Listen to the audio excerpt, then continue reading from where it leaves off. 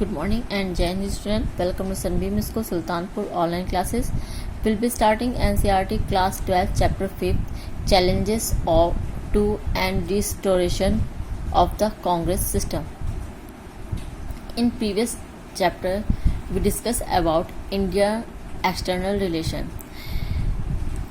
In this video we discuss about challenges of political succession. जैसा हमने देखा कि लास्ट चैप्टर में इंडिया ने अपनी फॉरेन पॉलिसीज से काफ़ी सारे चेंजेस लाए थे, काफ़ी सारे डेवलपमेंट किए थे कंट्री में। बट जब चाइना से वॉर हुई तो कहीं ना कहीं जो उस टाइम की पॉलिटिकल पार्टी थी, रूलिंग पार्टी थी कांग्रेस, नेहरू जी की गवर्नमेंट जो थी, उसने कहीं ना कहीं अपनी जो इमेज थी वो खो दी थी और काफ़ी सारी चीज़ें अच्छी भी करी थी, बिकॉज एक डेमोक्रेटिक कंट्री को कहीं ना कहीं स्थापित कर दिया था। But after a year long health problems prime minister Jawaharlal Nehru passed away in 1964। लगातार एक साल तक कंटिन्यू जो नेहरू जी थे वो बीमार चलते रहे और 1964 में उनकी डेथ हो गई थी। Soon after his death arose two important question who and what after Nehru, कि जो नेहरू जी के बाद कौन और उनके जो उत्तराधिकारी है वो कौन होगा, कौन उनके कार्यभार को संभालेगा और नेहरू जी के बाद क्या होगा। क्या से मीनिंग ये था कि क्या नेहरू जी के बाद जो डेमोक्रेटिक सिस्टम अब कंट्री में अपनाया गया है क्या वो प्रॉपर वे में चल पाएगा। It was fear that like so many other newly independent countries India too would not be able to manage democratic succession. It was feared that because ये डर था कि इंडिया भी बिकॉज एक न्यूली कंट्री था, कहीं अदर कंट्रीज़ की तरह जो यहाँ का डेमोक्रेटिक सिस्टम है क्या उसको चलाने में एबल होगा। It was also fear that the army would पे द पॉलिटिकल रोल, कहीं अदर कंट्रीज़ की तरह यहाँ पे भी यही ना हो कि पॉलिटिकल रूल चलने लगा, जो आर्मी है वही पॉलिटिकल पार्टीज को अपने अंडर में ना ले ले, और उस ये भी डर बना हुआ था। And besides there were doubts that would the new leadership would be able to handle crisis, they awaited a solution. अब इतने सारे जो डाउट्स थे, इतनी सारी जो प्रॉब्लम्स थी कि लीडरशिप किसके हाथ में जाएगी, कैसी होगी, और जो न्यू लीडर बनेगा क्या वो डेमोक्रेटिक कंट्री को क्या वो प्रॉपर वे में चला पाएगा, हैंडल कर पाएगा, इतनी सारी प्रॉब्लम्स को फेस कर पाएगा, और क्या कहीं ऐसा ना हो कि जो कंट्री डेमोक्रेटिक ना रहे, सब कुछ आर्मी अपने हैंड में ना ले ले। इतनी सारी प्रॉब्लम्स का सल्यूशन क्या था। Now from Nehru to Shastri, in this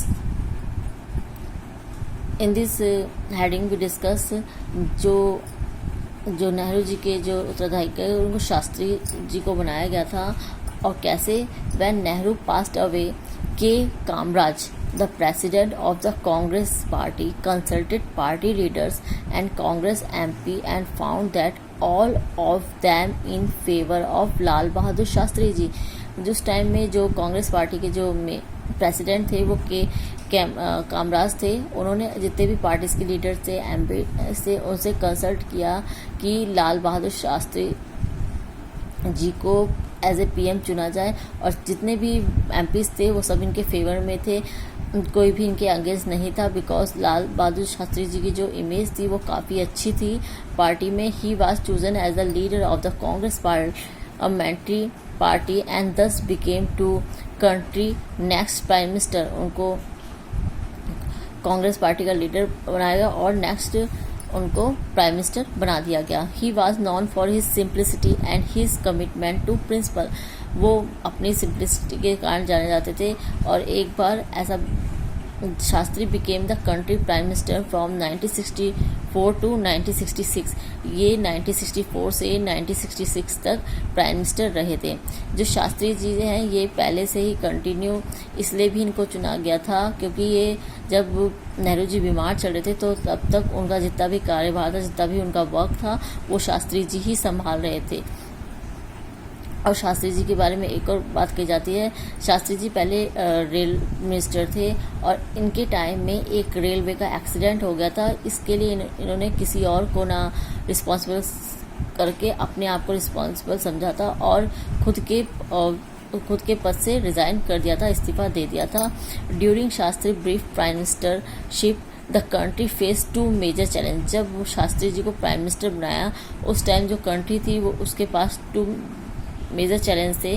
firstly 1965 war with Pakistan, जब पाकिस्तान ने हम पे अटैक कर दिया था, and serious food crisis due to failure monsoon. जब क्या कहते हैं उस टाइम में जो कंट्री थी वो काफ़ी बिकॉज पॉवर्टी थी, पुअर थी, और उस टाइम में सबसे बड़े जो मानसून की प्रॉब्लम के कारण क्या था, इंडिया में भुखमरी फैली हुई थी। तो इन दो प्रॉब्लम्स को बड़ी अच्छी तरह से शास्त्री जी ने हैंडल करा, बिकॉज 1965 की वॉर में जब पाकिस्तान को बुरी तरह हमारी जो आर्मी थी उसने हरा दिया था, पीछे कर दिया था, और जो इस टाइम भुखमरी फैली हुई थी, इसको देखते हुए शास्त्री जी का एक फेमस स्लोगन जो आज तक हम लोग बोलते हैं, शास्त्री फेमस स्लोगन जय जवान जय किसान symbolise the country resolve to face both this challenge. इस स्लोगन के द्वारा उन्होंने बताया था कि जो हमारी जो कंट्री है उसकी जो नींव है वो इन दो पे आधारित है, जवान पे और किसान पे, और कहीं ना कहीं इससे जो जवान थे और किसानों को प्रेरणा मिली आगे बढ़ने की, गुड वर्क करने की। And now this time Shastri PMship came to an abrupt end on 10 जनवरी 1966। क्या रीज़न था जो शास्त्री जी का जो टाइम पीरियड था वो इतना कम इसलिए रहा कि 10 जनवरी 1966 में उनकी सडनली डेथ हो गई, वो एक्सपायर हो गए थे। When he suddenly expire in Tashkent, और ताशकंद में एक्सपायर हो गए थे। ताशकंद इस टाइम ताशकंद में वो 1965 में जो पाकिस्तान ने वॉर करी थी उसके लिए उसके एक संधि पे सिग्नेचर करने के लिए, बिकॉज आपने जैसे लास्ट चैप्टर में मैंने बताया था जब भी कोई वॉर एंड होती है तो दोनों ही कंट्रीज़ में पीस बनाने के लिए, शांति को बनाए रखने के लिए एक ट्रीटी पे, संधि पे सिग्नेचर किए जाते हैं। तो उसी संधि पे सिग्नेचर करने के लिए वो ताशकंद गए थे, जो इस टाइम उज्बेकिस्तान की राजधानी भी है, वहाँ गए थे। और सडनली आज तक इसका रीज़न नहीं पता चल रहा है कि उनकी किस तरह से और कैसे डेथ हुई, वहाँ पे उनकी डेथ हो गई। फिर से अब कंट्री के सामने एक बड़ा फिर से एक प्रॉब्लम खड़ी हो गई कि अब उनके बाद कौन इस पीएमशिप को संभालेगा, प्राइम मिनिस्टरशिप को संभालेगा, और कंट्री का ये जो प्रॉब्लम थी ये काफ़ी बिग प्रॉब्लम थी, इसको कैसे सॉल्व करा जाएगा। Now in next video we discuss about other topic.